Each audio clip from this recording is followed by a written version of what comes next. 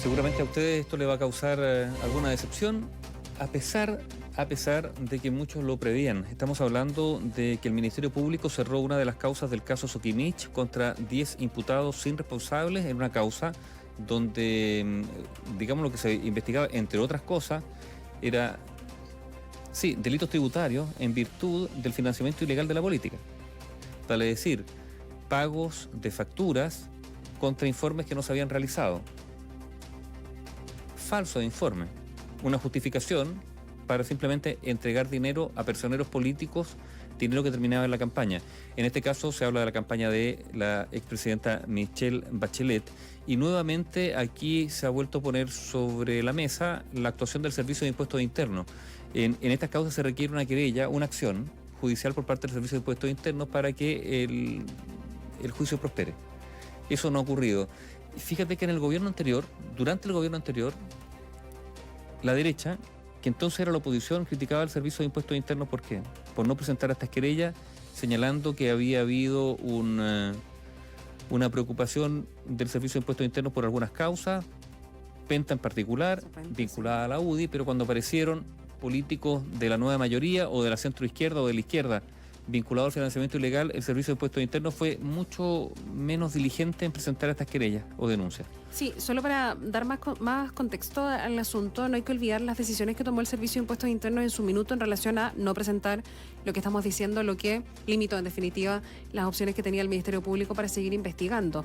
Discrecionalidad que apareció en su minuto respecto de que tenía la opción el director del Servicio de Impuestos Internos, quien estuviera de turno en ese cargo, de presentar o no las querellas que considerara. Yo recuerdo en ese minuto la polémica respecto de esa discrecionalidad que debía ser, que, a ver, nadie desconocía que efectivamente la tuviera, esa atribución. El problema es que de discrecionalidad podía pasar a ser arbitrariedad. Exactamente, esa justificación de la discrecionalidad que tiene el Servicio de Impuestos Internos no estaba suficientemente justificada, menos cuando efectivamente se vio, en el caso Penta en particular, que se fue mucho más diligente que en otros casos, el caso Soquimich, que además era transversal.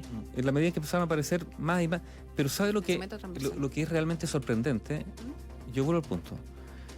El actual oficialismo, cuando era oposición bajo el gobierno anterior, criticó duramente al Servicio de Impuestos Internos por no presentar estas querellas, porque en el fondo lo que presumía la derecha era que el Servicio de Impuestos Internos estaba actuando no con discrecionalidad, sino con arbitrariedad, dejando fuera a la gente de la centroizquierda. Y se le cargaron las manos particularmente al Servicio de Impuestos Internos cuando estaba dirigido, ¿por qué? Por Fernando Barraza. ¿Qué ocurrió? Cambió el gobierno, asumió la actual administración y ratificó a Barraza. Al mismo director del Servicio de Impuestos Internos, al que cuestionaban por no presentar querella, lo ratifica. ¿Qué ha hecho Barraza? Ha mantenido la misma línea. Entonces la pregunta es ¿por qué? ¿Será que en el fondo todo el espectro político, sea cual sea el que esté en el gobierno, le conviene tener a un Servicio de Impuestos Internos que no presente querella en el financiamiento ilegal de la política, independientemente que sea para finalmente tapar esa caja de Pandora, porque pueden aparecer muchos nombres involucrados al financiamiento ilegal de la política? Es de toda lógica pensar así. Como es de toda lógica también pensar o recordar que estamos hablando de casos muy puntuales, porque aquí, son decenas las empresas y los funcionarios vinculados a la política que libraron, que el Servicio de Impuestos Internos aceptó su rectificatoria, pagaron la multa que correspondía y quedó en el archivo del tiempo. Sí, lo que llama la atención en este caso Soquimich, a propósito de ese punto, es que Soquimich asumió, en su minuto presentó un informe que daba cuenta de una cantidad, no recuerdo en este minuto, pero era millones de dólares, o por lo menos $1 millón en relación a pagos por servicios que ellos asumen que no necesitaban. Recordemos que estos informes eran de cualquier cosa, que no necesariamente tenían que ver con el rubro en que se desempeñaba la empresa. Sí, no, claro. A ver, era cualquier cosa, ese es el tema. Yo recuerdo en su minuto se intentaba justificar esos informes y la verdad es que era patético. Eran unos copiar-pegar, 2 hojas, y eso costaba 50 millones de pesos, y así se había pagado en boletas. Bueno, del caso que estamos hablando implica a 16 imputados. Ahí están entre ellos el exdirector del Servicio de Impuestos Internos, Michel Llorrat, el expresidente de NERSI, Jorge Rosenbluth, el reconocido además recaudador de campañas de la concertación en su minuto, pero en este caso en particular es por el financiamiento de la pre-campaña de Michelle Bachelet en el año 2013. En todo caso, la Fiscalía mantiene abierta la indagatoria contra el exministro del Interior de la actual alta comisionada de Derechos Humanos de la ONU, Rodrigo Peñilillo, pero habrá que ver qué va a hacer el Servicio de Impuestos Internos también respecto a este caso en particular. Sebastián Vázquez, buenos días. Hola, Sebastián. ¿Cómo están? Buenos días. 14 boletas por cerca de 15 millones de pesos emitió el ex director del Servicio de Impuestos Internos, Michel Llorat, entre 2012 y 2013 a la empresa Asesorías y Negocios, cuyo propietario era Giorgio Martelli, financista, recaudador de fondos de la ex Nueva Mayoría. Llorat era indagado en el caso Sokimich por el financiamiento ilegal de la política. Él, junto a otros 15 ex ejecutivos, dejarán de ser investigados por el Ministerio Público. Lo determinó de esa forma la Fiscalía de Valparaíso, que informó al octavo juzgado de garantía de Santiago su decisión de no perseverar en la indagatoria contra estas personas. El argumento, la justificación es la falta de antecedentes. No hay antecedentes, según la Fiscalía, que permitan sustentar una acusación, cerrando así una de las 7 aristas del caso. Lo manifestó la fiscal Carmen Gloria Segura, quien planteó que, dado argumentos objetivos, no hay antecedentes que justifiquen alguna acción de este tipo contra este grupo de personas. Tomamos la decisión de comunicar al cerrar la investigación y comunicar al tribunal la decisión de no perseverar respecto de esos hechos específicamente, comunicarlos al tribunal en el sentido de que no vamos a formular acusación en contra de ellos por cuanto no hay antecedentes que justifiquen dicha decisión con lo que tenemos. Nos dimos cuenta de que no habían elementos que permitieran sustentar una acusación respecto de cada uno de ellos. Es una indagatoria que se desarrollaba hace al menos desde el año 2015 y todo en este periodo el Ministerio Público no logró reunir los antecedentes suficientes para permitir acreditar los delitos tributarios que en su minuto se acusaron en contra de estas personas. Entre estas 16 personas también está el expresidente de NERSIS, Jorge Rosenbluth, indagado también por la facilitación de las facturas emitidas por Asesorías y Negocios. La magistrada Irene Rodríguez acogió el requerimiento de la Fiscalía, dejando sin efecto la formalización y cautelares decretadas en contra de otros ex ejecutivos de Sokimich, Luis Aldías y Roberto Guzmán, que ya en todo caso habían sido condenados en procedimientos abreviados el año 2017. Todo esto en el presunto financiamiento ilegal de la pre-campaña de Michelle Bachelet del año 2013. El abogado de Guzmán, Gabriel Sariasnik, acusó prejuicios irreparables en contra de su representado. Yo creo que indudable que cuando una causa se prolonga por tanto tiempo y la gente se queda a veces con la comunicación de la imputación, ¿no es cierto?, se tienden a formar preconceptos o prejuicios que después son difíciles de reparar. Yo me alegro, digamos, que el Ministerio Público haya tomado esta decisión y lo haya comunicado formalmente en audiencia. En esa audiencia, precisamente, además, se decretó el sobreseimiento definitivo de Carmen Echaurren-Vial, contra quien se creyó el Servicio de Impuestos Internos en abril de 2016, cuando ella ejercía como representante legal de inversiones Invercof, que recibió más de 90 millones de pesos por parte de SQM. Esa sociedad, Inversiones Invercof, apareció vinculada con el senador de Renovación Nacional Andrés Salamán, quien no tendría participación en todo caso hace 20 años en dicha firma. Esta decisión de no perseverar fue cuestionada por uno de los querellantes, uno de los abogados más emblemáticos, podríamos mencionar, en esta causa, Mauricio Daza. Él acusó que la Fiscalía nunca ha desarrollado una indagatoria que permita realmente esclarecer los hechos de lo que él dijo, esta corrupción. Lo que nosotros lamentamos en general respecto del caso SQM es que no ha existido una investigación que tenga por la finalidad de esclarecer todos los hechos relacionados con la red de corrupción que habría operado desde la empresa de Julio Ponce Lerú y que habría afectado a distintos personeros del mundo político de todos los sectores. Decíamos que eran 7 las aristas de este caso Sokimich. Se cierra esta, pero hay otras que están abiertas e incluso pendientes. En julio, hay que recordar, la Fiscalía acusó a 16 personas por delitos tributarios, entre ellas el exgerente de Sokimich, Patricio Contese, el exparlamentario también y exministro de Sebastián Piñera, Pablo Longueira, y también el actual senador en ejercicio, Jorge Pizarro de la Democracia Cristiana. Ese proceso judicial está congelado, está pendiente a la espera del fallo con los argumentos por los que la Corte de Apelaciones rechazó desaforar al senador Pizarro.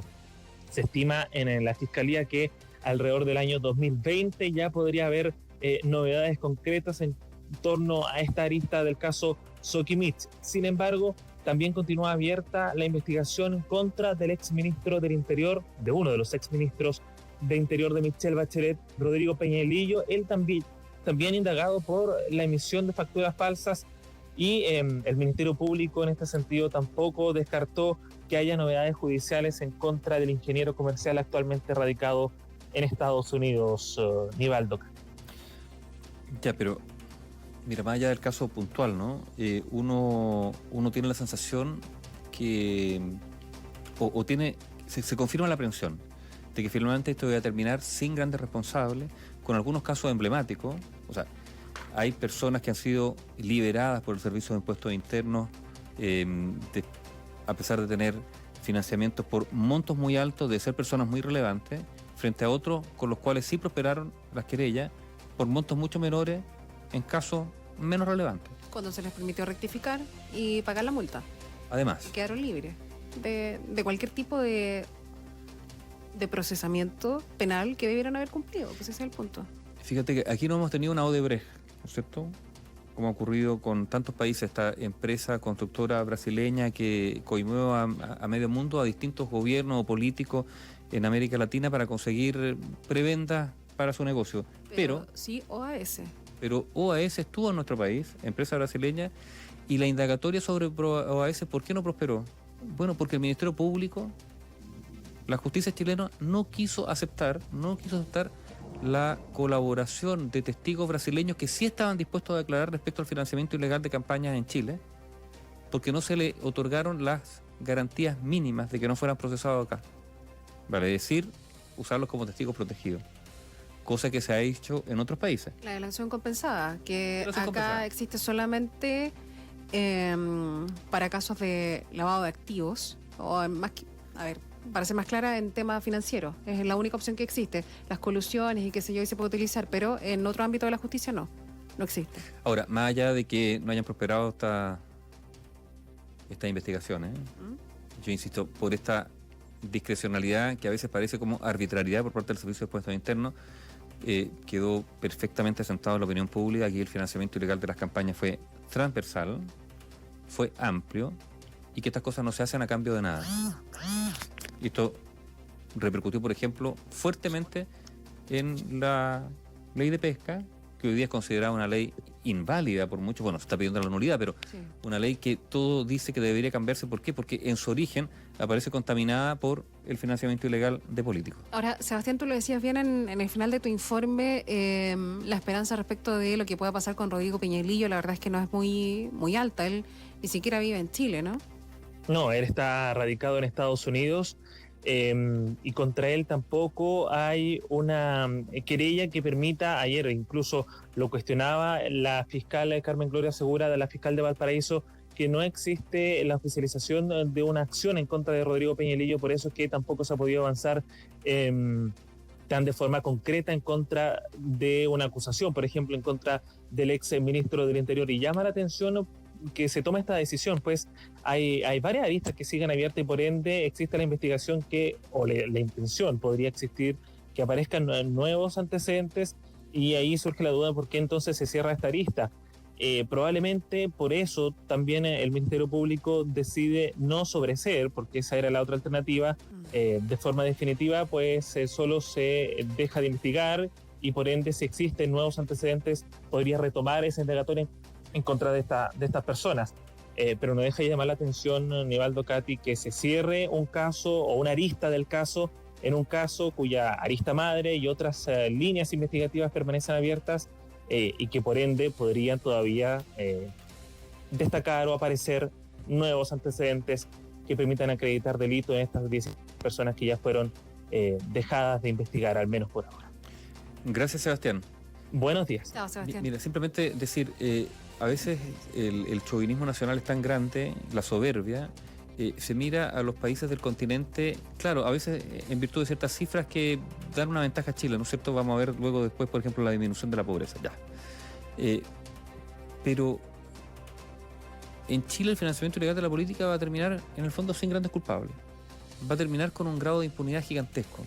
Si miramos los países de la región, ¿qué ha pasado en Perú? ¿Qué ha pasado en Brasil? ¿Qué ha pasado en Centroamérica?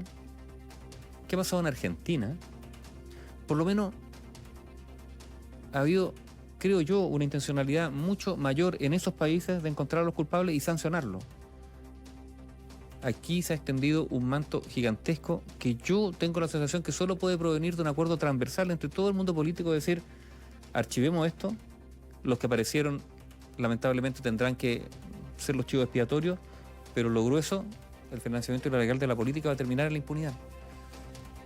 A propósito de eso, sí, que mencionabas de los rankings, en los que siempre Chile aparece mejor ubicado, es verdad, que los otros países del barrio o de la región.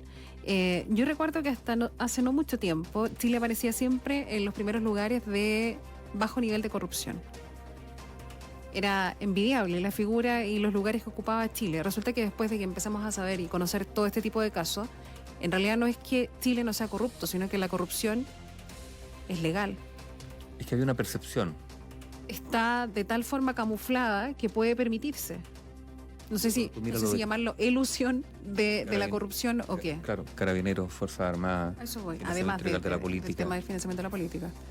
Todo lo que ha sucedido. No es corrupto Chile, sigue estando en los primeros lugares de ese ranking de países poco corruptos, yo lo dudo bastante.